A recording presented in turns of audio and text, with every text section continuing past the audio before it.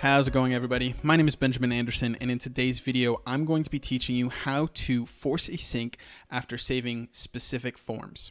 Now, if you didn't know, in Offline and Sync, we can toggle this option to force syncs after every save. When it's off, every time you save the app, you're going to force a sync. And when it's on, it will sync in the background, which is once this finishes syncing, the refresh button up here is sync, and you would see little numbers pop up after you've saved that indicate how many syncs are left. And that is what this is toggling on and off. Now, say you don't want to force a sync every time someone saves anything, but only after they save specific types of information.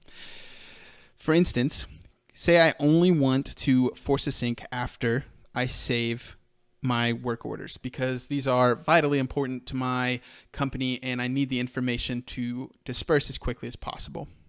To do that, we're going to create an action.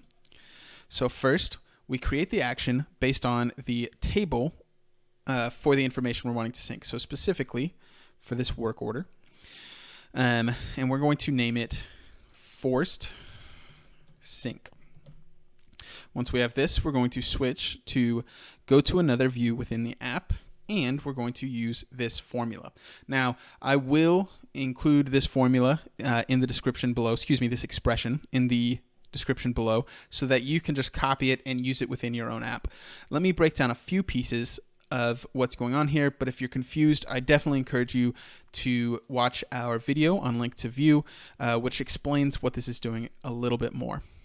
But basically, we're linking to another view within the app, and we're linking to this work order view. This piece here is appended onto the end of our URL, and it puts a specific time on it. What that does is this piece here is really what forces the sync. This piece here is telling the app where to redirect once the sync is finished.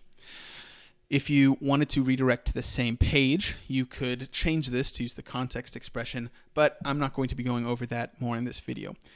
For now, just know that if you use this expression, then you can force a sync. So we're going to hit save, but we're not quite done yet. There's two more things we want to do. One, we want to make sure we're not displaying this anywhere because we don't want people to press it accidentally. Next, we're going to go to the view for the form we're wanting to force a sync on. So if you're unsure what the name of the form is, you can come here and press view, and it will take you to the form inside your editor. We go to behavior, and we switch this form saved to forced sync. Now, for most of you, it'll probably start on auto, and so you're just going to click here and change it to our new action that we've created. Once you've done this, you're going to go ahead and save your app. Now I'm going to go ahead and demonstrate how I can here, if I add an employee and then go ahead and add some inventory, we can see once I hit save here that it forces a sync. Now, to prove that this doesn't do it all the time, I'm going to also go over to inventory type and add a new type of inventory. Let's add a keyboard and hit save, and we can see I didn't force a sync, and we saw the little piece up there. Also, if I get an intake, and so we can see this is a different form, even though it looks very similar. I hit save.